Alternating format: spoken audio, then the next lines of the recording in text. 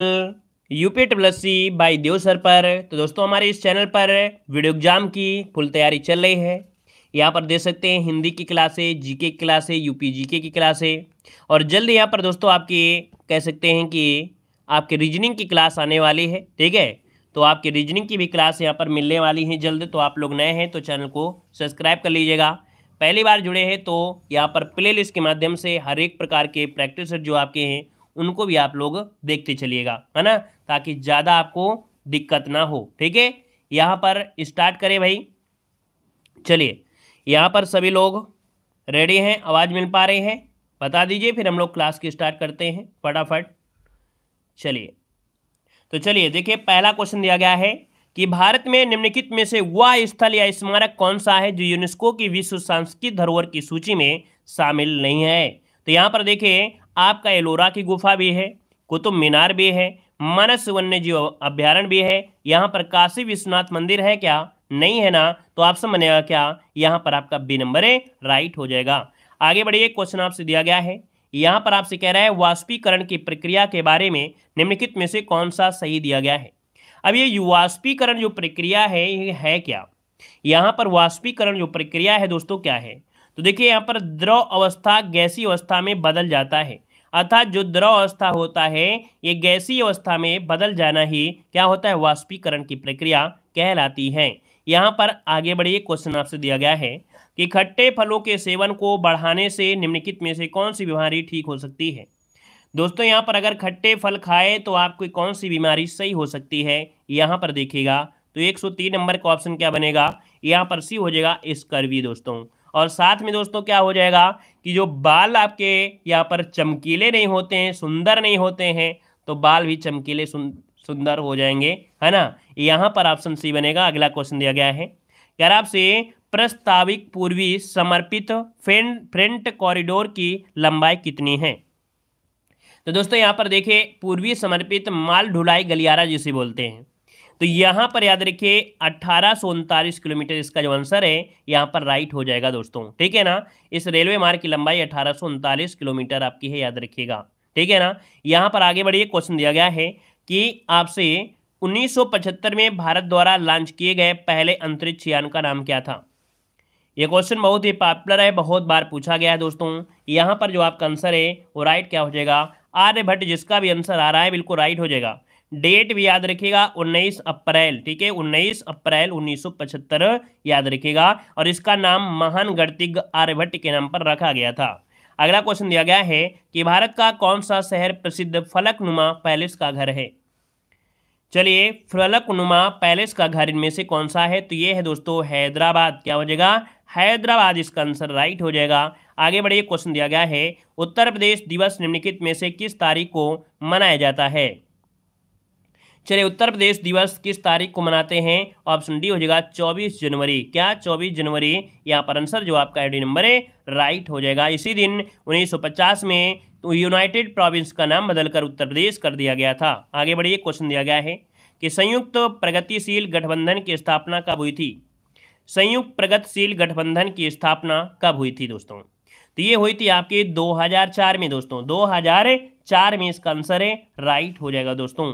संयुक्त प्रगतिशील गठबंधन मतलब यूपीए, जो कि 10 राजनीतिक दलों का गठबंधन है, और यहाँ पर आंसर हो जाएगा सी नंबर। यहाँ पर आगे बढ़िए, क्वेश्चन आपसे अगला पूछा गया है, तनामी रेगिस्तान निम्नलिखित में से किस देश में स्थित है। तो तनामी रेगिस्तान दोस्तों इसे कहा जाता है कि दी ग्रेट सैंडी रेगिस्तान के पूरब में, मतलब ऑप्शन जो आपका है सी, ये आपके ऑस्ट्रेलिया में पड़ता है दोस्तों, याद रखिए। ठीक है ना, और यह रेगिस्तान ऑस्ट्रेलिया में है, ऑप्शन सी बन जाएगा। यहाँ पर आगे बढ़िए, क्वेश्चन आपसे अगला पूछा गया है, निम्नलिखित में से कौन सा कायांतरित सेल का उदाहरण है। दोस्तों कायांतरित सेल यहाँ पर जो होता है रूपांतरित सेल, क्योंकि कायांतरित को ही रूपांतरित कहते हैं। तो यहाँ पर जो संगमरमर होता है दोस्तों, संगमरमर ही ये आपके रूपांतरित हो जाते हैं। आपका आंसर सी नंबर है राइट हो जाएगा दोस्तों। यहाँ पर आपसे दिया गया है कि खादर और भांगर निम्नलिखित में से किस प्रकार की मिट्टी है। यहाँ पर खादर और बांगर कर लीजिएगा, खादर और बांगर मिट्टियाँ, ये मिट्टियाँ होती हैं आपकी जलोढ़ मिट्टी का ही प्रकार होता है। खादर होता है नवीनतम जलोढ़ मिट्टी, और बांगर होता है पुरानी बंजर जमीन मिट्टी। आगे बढ़िए, क्वेश्चन दिया गया है, निम्नलिखित में से कौन सा अजैविक नहीं है। यहाँ पर देखिए 12 नंबर में अजैविक पूछा गया है, ठीक है ना। अजैविक पूछा गया दोस्तों, पानी अजैविक है, मृदा अजैविक है, हवा अजैविक है, लेकिन कवक जो आपका है जैविक है। तो यहाँ पर जो आपका आंसर है वो आपका डी नंबर है, राइट हो जाएगा। अगला क्वेश्चन दिया गया है, हीरे की चमक का कारण क्या होता है साथियों। हीरे की चमक जो होती है ये होती है प्रकाश के पूर्ण आंतरिक परावर्तन के कारण। यहाँ पर जो कुल आंतरिक प्रतिबिंब होता है उसकी चमक का मुख्य कारण होता है, ऑप्शन बनेगा यहाँ पर ए नंबर। अगला क्वेश्चन दिया गया है कि पानी की एक बाल्टी को केवल एक हाथ में ले जाने के बजाय दोनों बाल्टियों को अलग अलग दोनों हाथों में ले जाना आसान होता है, क्यों। आप देखते हैं कि अगर आपके एक हाथ में बाल्टी है तो आपको थोड़ा सा ज़्यादा भारी महसूस होगी, लेकिन उसी के साथ में उसी के लगभग यहाँ पर एवरेज में दूसरी बाल्टी अगर दूसरे हाथ में होती है तो थोड़ा सा भार कम महसूस होता है और आसानी से आप ले जा सकते हैं। दोस्तों इसका कारण होता है गुरुत्व केंद्र तथा संतुलन केंद्र जो होता है पैरों के बीच हो जाता है ना। ऐसे एक हाथ आप करेंगे, आप कमर झुका लेंगे, तो यहाँ पर दोनों में क्या होता है, गुरुत्व केंद्र और संतुलन केंद्र पैरों के बीच हो जाता है, तो इससे आसानी हो जाती है। अगले दिया गया है कि 1828 में ब्रह्म समाज की स्थापना निम्नलिखित में से किसके द्वारा की गई थी। चलिए, ब्रह्म समाज की स्थापना जो की गई थी है ना 1828 में, यहाँ पर राजा राम मोहन राय के द्वारा की गई थी। मतलब ऑप्शन जो कि है आपका सही जवाब इसका हो जाएगा नंबर। आगे बढ़िए, क्वेश्चन दिया गया है कि अंग्रेजों के खिलाफ भारतीय सैनिकों द्वारा पहला बड़े पैमाने पर विद्रोह वेल्लोर विद्रोह किस वर्ष हुआ था। लाजवाब क्वेश्चन दोस्तों आज मिल रहे हैं। यहाँ पर देख सकते हैं वेल्लोर का युद्ध 10 जुलाई 1806 को हुआ था, ठीक है। यहाँ पर आंसर हो जाएगा आपका सी नंबर है। 10 जुलाई 1806 को मद्रास राज्य जो कि अब तमिलनाडु राज्य है तो वहीं पर शहर पड़ता है वेल्लोर दोस्तों। यहाँ पर आंसर आपका हो जाएगा सी नंबर। आगे बढ़िए, क्वेश्चन आपसे दिया गया है उत्तर प्रदेश राज्य में परीक्षा बांध किस नदी पर बनाया गया है। तो परीक्षा बांध दोस्तों किस नदी पर है, फटाफट आंसर दीजिएगा। देखते हैं यहाँ पर आंसर आपको देना है। यहाँ पर आप दे सकते हैं कि जो परीक्षा बांध आपका है ये बेतवा नदी, इसका आंसर जो आपका है राइट हो जाएगा, बेतवा नदी पर बनाया गया है दोस्तों। आंसर बनेगा क्या, यहाँ पर सी नंबर है, राइट हो जाएगा। आगे बढ़िएगा, निम्नलिखित में से किसे शेर ए बलिया के नाम से जाना जाता है दोस्तों, यहाँ पर जवाब देना है। चलिए, शेर ए बलिया के नाम से किसे जानते हैं। अगर आपको दोस्तों यहाँ पर एग्जाम निकालना है तो जितना ज़्यादा से ज़्यादा आप जीके पढ़ लेंगे सफलता दोस्तों आपकी कदम चूमेगी। हिंदी में हमें विश्वास है कि आप लोग बहुत अच्छा रिजल्ट ला सकते हो, यहाँ पर रीजनिंग में भी अच्छा ला सकते हो, लेकिन दोस्तों जिन लोगों ने जीके में तैयारी नहीं किया दोस्तों उसकी पूरी मेहनत बेकार हो जाएगी। जितने भी सपने होंगे वो चूर चूर हो जाएंगे, क्योंकि हिंदी में आप लोग महारथी हो, यहाँ पर रीजनिंग भी कर सकते हो, लेकिन जीके अगर आपने नहीं किया, जीके में आप पीछे हो गए तो बिल्कुल बेकार हो। क्लास में आओ और चले जाओ तो उससे कोई मतलब नहीं है। जिनको पढ़ना है तो वो तो पढ़ेंगे ही पढ़ेंगे, है ना, लेकिन जो आते हैं चले जाते हैं उनसे कोई फायदा नहीं होता है। जो पढ़ रहे हैं उनको तो सिलेक्शन होना ही होना है, ठीक है। तो जीके में जितना ध्यान दे लोगे उतना ज़्यादा बेटर होगा, ठीक है ना। यहाँ पर बताइए क्या हो जाएगा। यहाँ पर देखो, शेर ए बलिया के नाम से जो जानते हैं, किसे जानते हैं, पिछली बार वीडियो एग्जाम में क्वेश्चन पूछा गया था। तो ये है आपके चित्तू पांडे, ऑप्शन बनेगा सी नंबर, चित्तू पांडे इसका आंसर है, राइट हो जाएगा दोस्तों। इन्होंने 1942 में बलिया में भारत छोड़ो आंदोलन में महत्वपूर्ण भूमिका निभाई थी दोस्तों, और ये अपने आप को गांधीवादी मानते थे, अपने आप को गांधीवादी मानते थे। अगला क्वेश्चन दिया गया है, वर्ष 2007 में किस स्मारक को विश्व के नए 7 आश्चर्यों में से एक को विजेता घोषित किया गया था। तो यहाँ पर देखिए आपका आंसर जो आपका है ताजमहल, जो आपका आंसर है ताजमहल, यहाँ पर आपका आंसर है राइट हो जाएगा। और अगला क्वेश्चन यहाँ पर दिया गया है, निम्नलिखित में से वह परिवहन तंत्र कौन सा है जो एक वर्ष में भारत में सर्वाधिक संख्या में यात्रियों को ले जाता है दोस्तों। यहाँ पर देख सकते हैं कह रहा है वह परिवहन तंत्र कौन सा है जो एक वर्ष में भारत में सर्वाधिक संख्या में यात्रियों को ले जाता है। तो ये होता है दोस्तों भारतीय रेलवे, ऑप्शन बी नंबर है, राइट हो जाएगा। अगला क्वेश्चन दिया है कि बनारस हिंदू विश्वविद्यालय की स्थापना निम्नलिखित में से किसने किया था। चलिए, यहाँ पर जवाब देना है, आपका जो आंसर है यहाँ पर राइट क्या हो जाएगा, बनारस हिंदू विश्वविद्यालय की जो स्थापना किया वो किसने किया था। चलिए, यहाँ पर आंसर में से क्या हो जाएगा, तो जवाब हो जाएगा 121 नंबर का ऑप्शन डी। याद रखिए मदन मोहन मालवीय, यहाँ पर आपका आंसर है राइट हो जाएगा मदन मोहन मालवीय, जिसका आंसर है बिल्कुल राइट बनेगा। अगला है केविन सिस्ट्रॉन और माइक ग्रेसन किसके संस्थापक हैं। तो यहाँ पर दोस्तों स्ट्रॉम जो आपका है, ये जो सिस्ट्रॉम दिया गया है ये ट्रिक में आपको बताया है, यहाँ पर इसका आंसर क्या हो जाएगा। चलिए, क्वेश्चन नंबर यहाँ पर 22 देना है, केविन सिस्ट्रॉन और माइक किग्रर किसके संस्थापक हैं। चलिए भाई, यहाँ पर जो आंसर है, यहाँ पर राइट आंसर इनमें से क्या हो जाएगा? चलिए, केविन सिस्ट्रॉम तो भाई यहाँ पर आप कहेंगे ये आपके इंस्टाग्राम के हैं। क्यों भाई? यहाँ पर जो आपका आंसर है, यहाँ पर क्या होगा? लेकिन यहाँ पर माइक किग्रर भी है। माइक किग्रर है तो ये आपके ट्विटर आपका हो जाएगा दोस्तों। यहाँ पर ट्विटर सेवा, इंटरनेट सेवा 2006 में आरंभ की गई थी, ठीक है। और अगर यहाँ पर सिर्फ और सिर्फ क्या होता, यहाँ पर केविन सिस्ट्रॉम एक आपके थे, जो आपके किसके थे? इंस्टाग्राम के केविन सिस्ट्रॉम आपके थे, सिस्ट्रॉम। यहाँ पर सिस्ट्रान दिया है, केविन सिस्ट्रॉम होता है तब लोग इंगस्ट्राम लगाते हैं, याद रखिएगा। याद रखिए, केविन सिस्ट्रॉम मा शब्द होता है तब इंगस्ट्राम होगा। इसका आंसर बी बनेगा। अगला है, भारत एक संसदीय लोकतंत्र के रूप में ज्ञात है क्योंकि? भारत एक संसदीय लोकतंत्र के रूप में ज्ञात है क्यों? दोस्तों यहाँ पर देखिए कि कार्यपालिका संसद के प्रति उत्तरदायी होती है। आंसर आपका सी नंबर है, राइट हो जाएगा कि लोकतंत्र के रूप में दोस्तों कार्यपालिका संसद के प्रति उत्तरदायी होती है। ऑप्शन सी नंबर है, राइट हो जाएगा दोस्तों। यहाँ पर दिया गया है क्या? कह रहा है संविधान सभा के संबंध में निम्नलिखित में से कौन सा सही दिया गया है? तो चलिए भाई, यहाँ पर क्या सही दिया गया है? देखिए, आपको ऑप्शन इस प्रकार से कुछ दिए गए हैं। यहाँ पर दिया है वह वयस्क मताधिकार पर आधारित नहीं है। तो यहाँ पर अरे अच्छा, संविधान सभा के बारे में है। देखिए, संविधान सभा के बारे में दिया गया है, संविधान सभा के संबंध में वह वयस्क मताधिकार पर आधारित नहीं है, ठीक है। यहाँ पर प्रत्यक्ष निर्वाचन, तो दोस्तों प्रत्यक्ष निर्वाचन से परिमाण से नहीं है। वह बहुदलीय निकाय था, वह कई समितियों के माध्यम से काम करता था। तो यहाँ पर 1, 3, 4 इसका आंसर आपका सी नंबर है, राइट हो जाएगा। आगे बढ़िए, क्वेश्चन दिया गया है, राष्ट्रपति का अभिभाषण कौन तैयार करता है या किया जाता है? राष्ट्रपति का अभिभाषण जो तैयार करता है वो कौन करता है दोस्तों? यहाँ पर देखिए, ऑप्शन डी हो जाएगा, प्रधानमंत्री और उनके जो आपके मंत्रिमंडल होता है। तो यहाँ पर आंसर हो जाएगा आपका क्या? डी नंबर है, राइट हो जाएगा। अगला क्वेश्चन दिया गया है, मंदिर के जिस भाग में देवता विराजमान होते हैं उसे क्या कहते हैं? मंदिर के जिस भाग में देवता विराजमान होते हैं उसे क्या कहते हैं? दोस्तों उसे कहा जाता है गर्भगृह। यहाँ पर आंसर हो जाएगा क्या? यहाँ पर आंसर बी हो जाएगा, गर्भगृह इसका आंसर है, राइट हो जाएगा। आगे बढ़िए, क्वेश्चन आपसे दिया गया है, स्वतंत्रता के बाद रियासतों का भारत संघ में एकीकरण करने के लिए कौन जिम्मेदार था? दोस्तों यहाँ पर दोस्तों देख सकते हैं कि जो आपके स्वतंत्रता के बाद जो रियासत थे छोटे छोटे, इनको भारत संघ में शामिल करने के लिए सरदार वल्लभ भाई पटेल, यहाँ पर आंसर है आपका सी नंबर हो जाएगा। अगला दिया गया है, दारा सिकोह, जो कि बहुत बार क्वेश्चन पूछा गया है, दारा सिकोह ने उपनिषदों का फारसी में अनुवाद किस नाम से किया? तो दोस्तों याद रखिए, सिर्रे अकबर के नाम से, किसके नाम से? सिर्रे अकबर के नाम से दारा सिकोह ने 50 उपनिषदों का संस्कृत से फारसी में अनुवाद किया था दोस्तों।